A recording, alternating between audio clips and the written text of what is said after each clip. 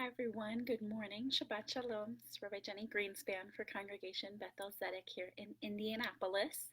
And it is time for our Shabbat morning Torah talk. I'm going to give us a couple of moments and let everyone join us for a little bit of Torah talk again this morning.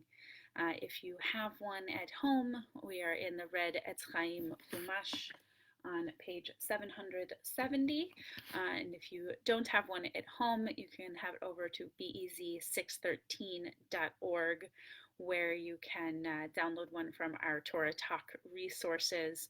If you downloaded last week, we are actually in the same Torah portion. So if you downloaded it last week and still have that PDF, you don't even need to go over to our website.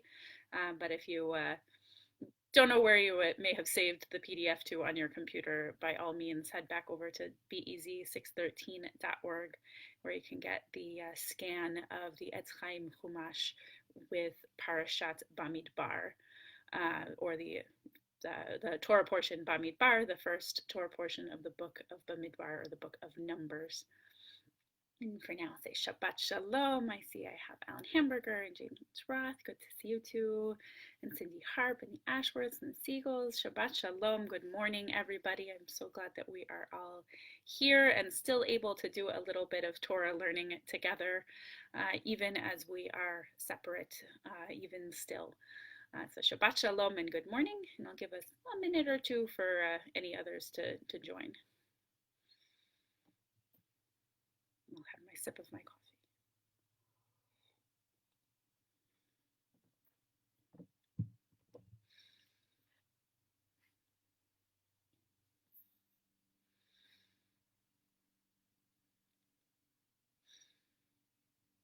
Shabbat Shalom. Facebook tells me Cheryl Toof has joined us. Sometimes I get a notification when you join. Sometimes you get a comment, but I'm so glad to see everyone who is here, and Shabbat Shalom.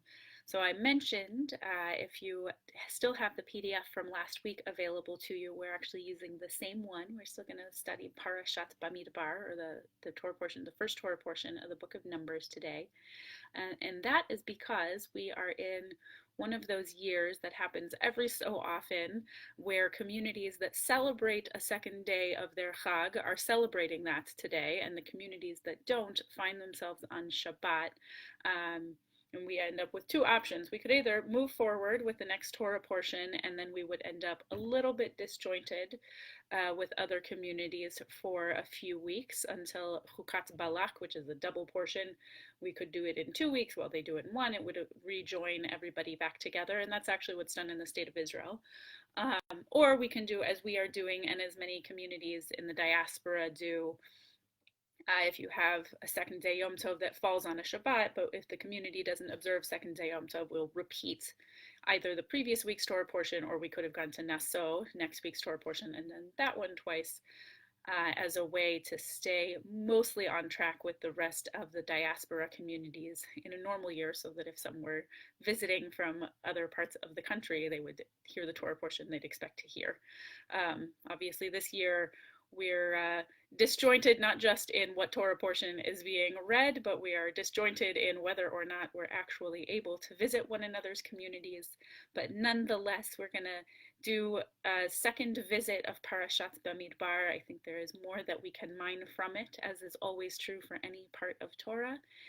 While other communities who do celebrate second day Yom Tov are still in Shavuot mode. They will be reading from a section in Deuteronomy, I believe, and we'll do another round of Parashat Bamidbar, and next week all of us together will move into Parashat Nassau, which will be the next Torah portion. So if you have the scan of the PDF from last week, you are on the right one. If you downloaded it from our website, it is still the same as last week's, or you can join me in the hard copy of the book on page 770, which is the second verse of Parashat Bamidbar. Last week I spoke mostly on the first verse, and this week we'll get to the second verse. We'll get a little beyond the second, but so this whole Torah portion largely takes up the issue of a census, of counting how many Israelites there are in each tribe, focusing mostly on men who are over 20, which implies that they are looking at a military census, and being ready to, as they wander through the desert and encounter other peoples, being able to protect and hold their community strong. So it's largely seen as a military census, but I found something fascinating as I kept reading through. So I'm going to read actually in the Hebrew verses 2 and 3, and I'll point out what I'm finding most interesting in a moment. Se'u et rosh kol adat b'nei Yisrael lemishpechotam leveit avotam b'mispar shemot kol zachar legulgalotam mivein 20 shana v'mala kol yotzei tzava b'Yisrael tifkedu otam letzivotam ata ve'aharon. So God tells Moses, take a census of the whole Israelite community by the clan of ancestral houses, listing the names, every male by head. You and Aaron shall record them by their groups from the age of 20 years and up, all of the Israelites who are able to bear arms. So there's that military census they said was implied.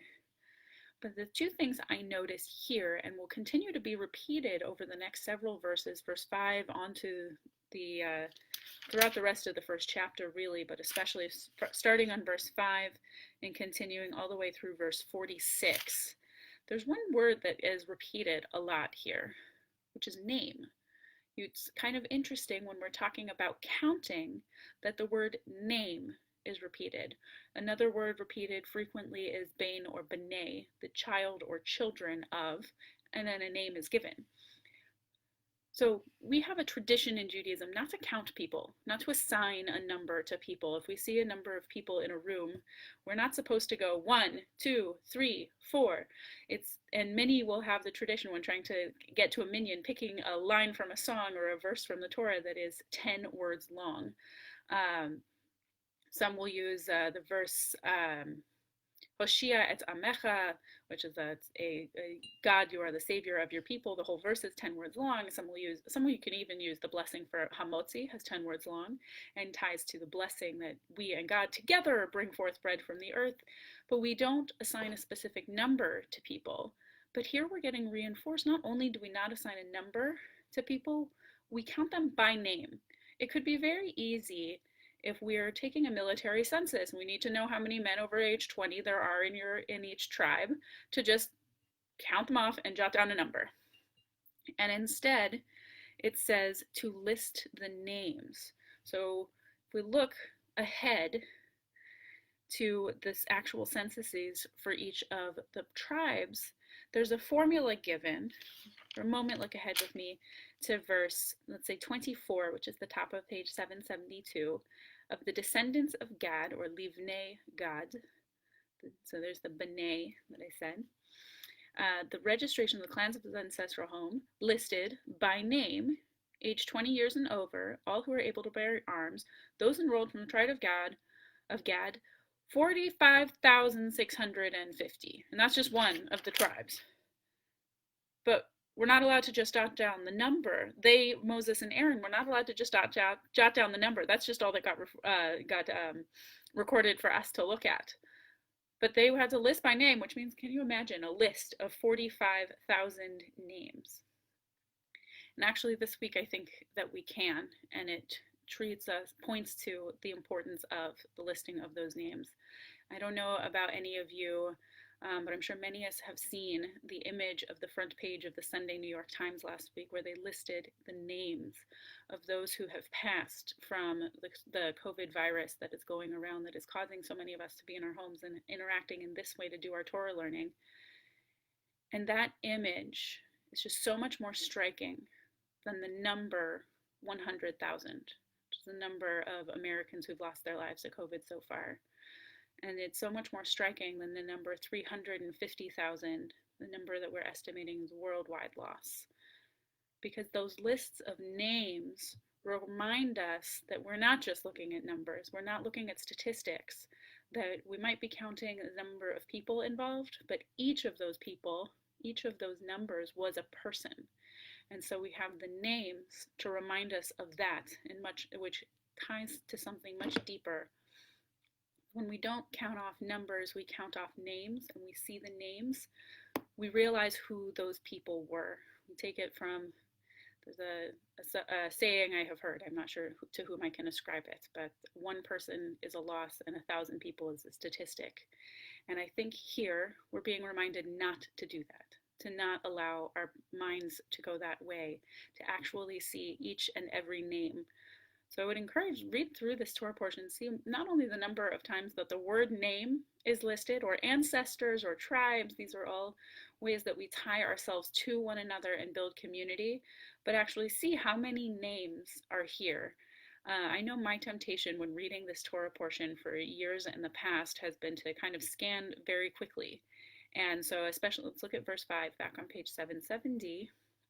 These are the names of the men who shall assist you. And often, most years, I've started skimming at this point. I will admit that freely. Most years, I've started skimming. These are the names who shall assist you. Okay, there's some names. And then verse 16. Those are the elected of the assembly. And yet these names are listed here for a reason. From Ruvain, we have Eliezer, son of Shedeur. From Shimon, we have Shulammiel, son of Zurishaddai. From Judah, Nachshon, son of Aminadav. From Issachar, Nathanael, son of Zuar. From Zebulun, Eliab, son of Chelon. From the tribes of Joseph, the sons of Joseph. From Ephraim, Elishama, son of Amihud. From Manasseh, Gamliel, son of Pedhazur. From Benjamin, Abidan, son of Gidoni. From Dan, Azier, son of Ammishaddai. From Asher, Pagiel, son of Ochran. From Gad, Eliasaph, son of Duel. From Naphtali, Ahira, son of Enan. Most years I have skimmed that. This year, after seeing that image of the number of names, I realize the importance of remembering names and of holding names. This ties importantly to Yizkor, which we as a community said yesterday. We remember the names of the people that we have lost. So here in the book of Bamidbar, they're keeping track of a census to know who is in the community in order to protect it. And they have offered us the opportunity to hold on to the history. And so today I invite each of us to hold on to a name of somebody that we care about, either living or not, in our family, and hold on to their name, hold on to who they were, and to keep track of not just the number of people who are gathered here together, not just the number of people who come together in our lives when we're able to gather in person, but who are those people? What are their names, and what do they represent to each of us? So I say Shabbat Shalom, and at the moment I see I have a number, 15 live, but more importantly, I see that I can say Shabbat Shalom to Marty Lipp, and Shabbat Shalom to Melanie Henning and to Ryan Dorman. I can say Shabbat Shalom to Carol Steinfield and Cheryl Toof, and Shabbat Shalom again to Ellen Hamburger, to James Roth, to Cindy Harp, the Ashworths, to Mickey Ashworth, and to Miles Siegel. Shabbat Shalom to each and every one of you by name. I can see that you're here or not. Shabbat Shalom to Marco Fox, I see now too. So Shabbat Shalom to each person, to each name. May we all hold on to one another's names as a way to hold on to memory and to hold on to connection and to personhood and to being in a true connection, seeing an actual individual in front of us and not just a number. Shabbat Shalom. If you'd like to keep reading through the book of Numbers, you can. And again, look at, though we call it the book of Numbers and though there's a census, let us see the number of names here and hold on to the names of those in our own lives. So Shabbat Shalom.